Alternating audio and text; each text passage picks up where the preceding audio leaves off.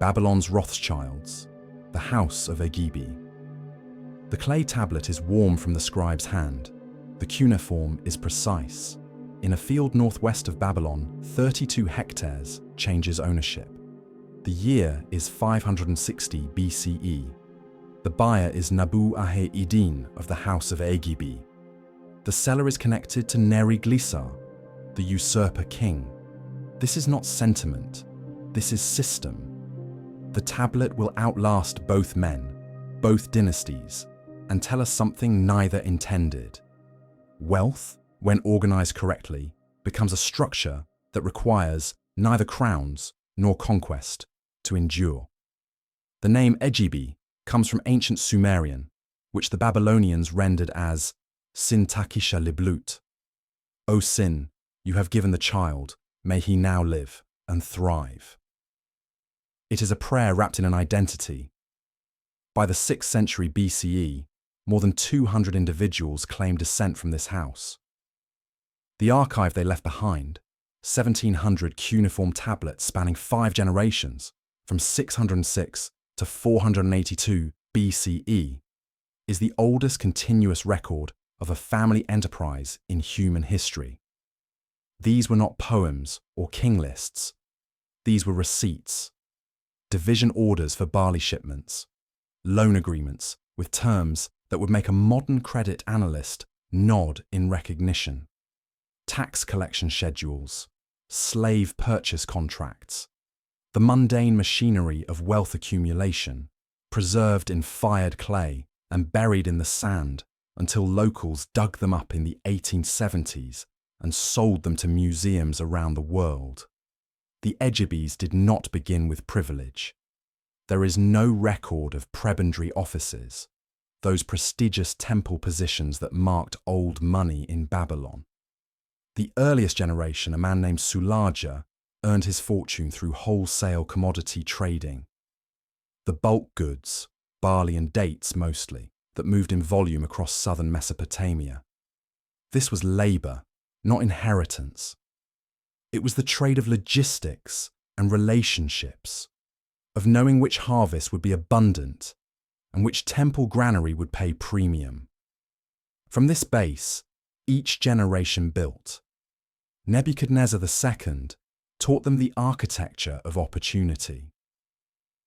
When the great king formed his military by granting land to soldiers, he created a problem. Men who owned fields could not simultaneously wield spears.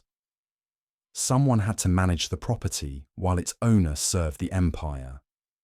The House of Egibi became that someone. They were not tenants. They were operators. They managed land for the treasurer to the king. They collected the harvest, paid the irrigation fees to the canal officials, arranged transport via hired boats and boatmen, delivered the surplus to buyers, and ensured that when the soldier returned, his property had not only survived, but generated income. This was property management at scale, and it created relationships that mattered more than the property itself. The family understood what we might now call vertical integration. They did not simply trade commodities. They financed the entire cycle. A farmer needed silver to plant. The Egibi family provided the loan. The farmer needed to pay canal dues to irrigate. The Egibi family would approach the canal official, pay a fixed lump sum to the royal palace, and in return earn the right to collect canal dues in kind. They established debt contracts with cultivators, purchased their crops before harvest, and arranged transportation to urban buyers. The temples and royal palaces with large personnel to feed. Instead of paying retail rates for individual deliveries, they paid wholesale to officials and earned the spread. They turned friction into income. Every handoff in the supply chain was a place to create value, and they positioned themselves at each transition point. This required capital, but not in the way a modern banker thinks of capital. The Egibi family did not operate on the model of taking deposits and lending them out at higher rates. That characteristic, studied exhaustively by scholar R. Bogart, cannot be found in their archive. They accepted deposits for safekeeping. They provided loans. They paid off clients' debts and extended credit for future purchases. But the funds for these activities came from their own business profits, from commodity trading, from real estate income, from their role as intermediaries. They were entrepreneurs who used financial instruments to facilitate commerce, not deposit bankers extracting spread from other people's money. The distinction matters. It meant they owned their risk. It meant their fortune rose and fell with their judgment, not with a depositor run. The family's ascent required proximity to power. Nabu-Ahe-Iddin, the patriarch of the second generation, secured a position as court scribe.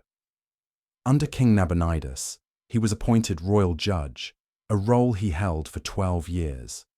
The cuneiform tablets document his court cases, property disputes, the legal mechanics of an empire in motion. This was not ceremonial. Judges shaped precedent. They interpreted contracts.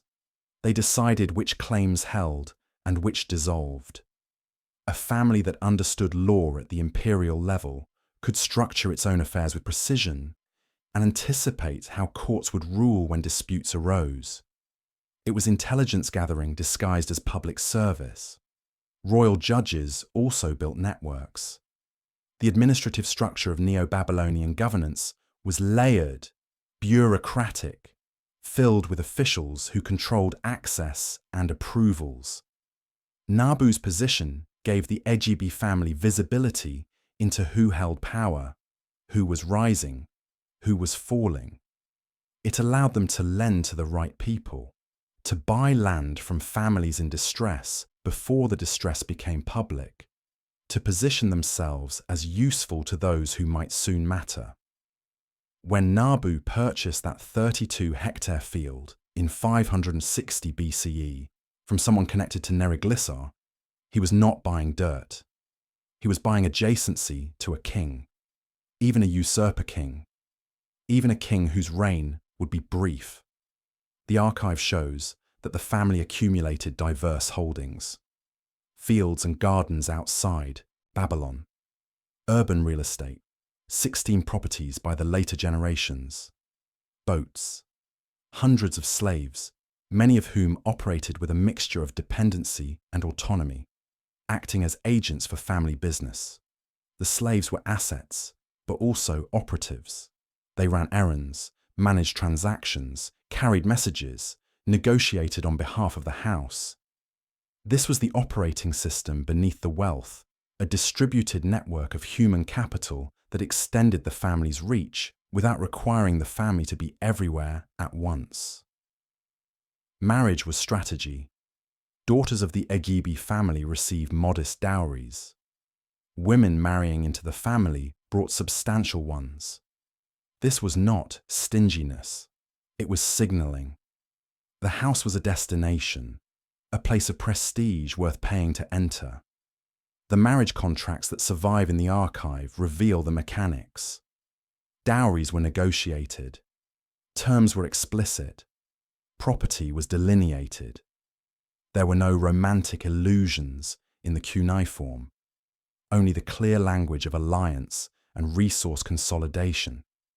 When Nuptaya, daughter of Idin Marduk from the Nur-Sin family, married into the House of Egibi, the two family archives began to overlap. Wealth merged, business lines intertwined. The boundary between the houses softened, and the combined operation became more formidable than either alone. By the third generation, under Iti Marduk Balatu, who led the house around 548 BCE, the family had become tax farmers.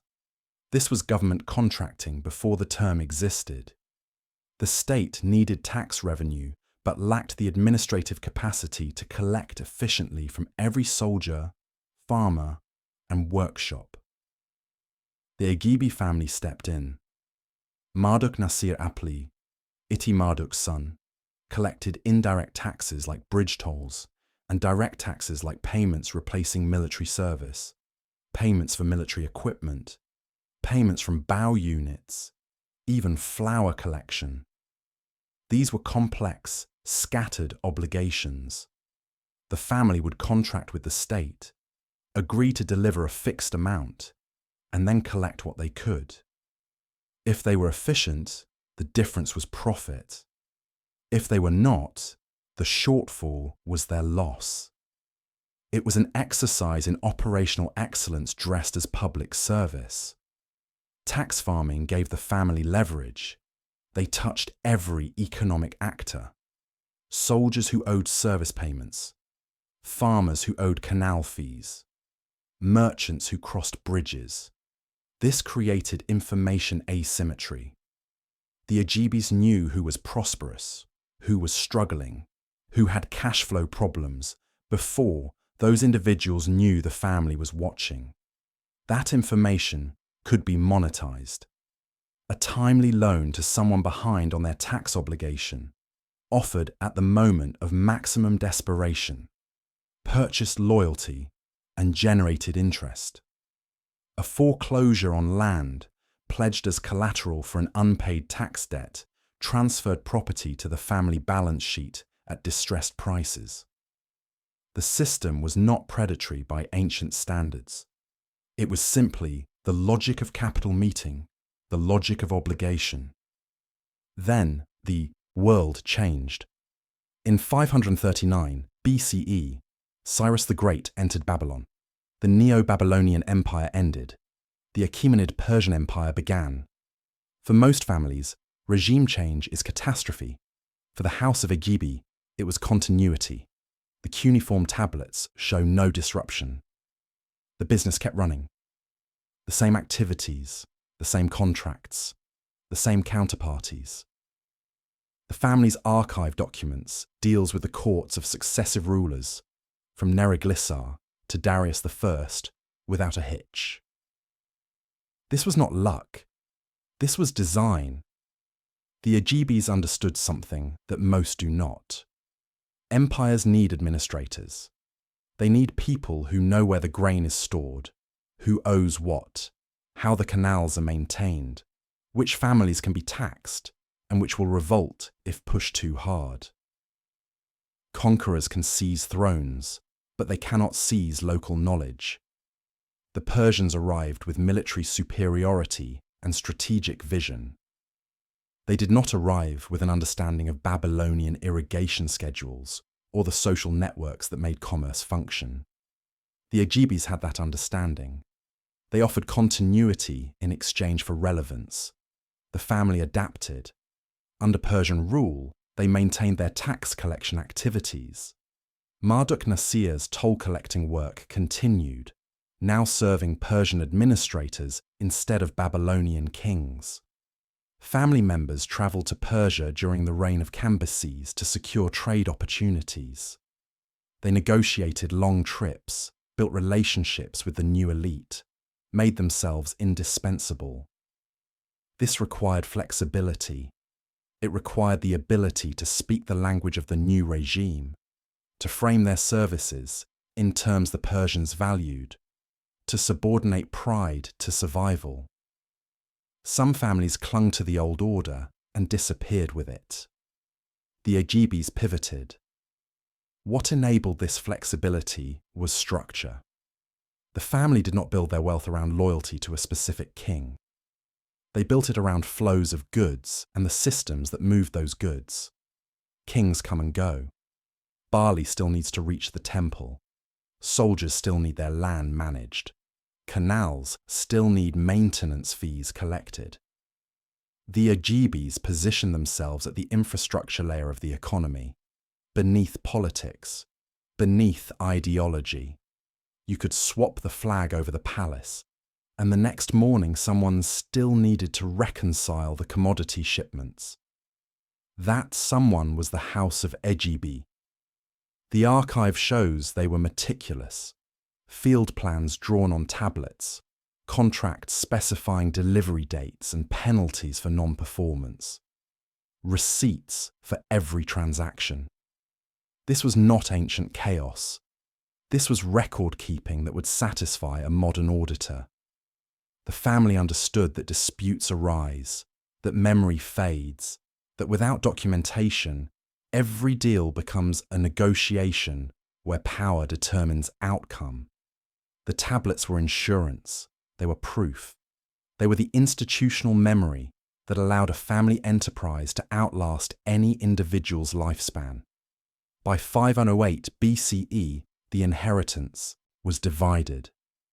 Marduk-Balartu, head of the house, split his holdings among 3 sons. The eldest, Marduk-Nasir-Apli, received half.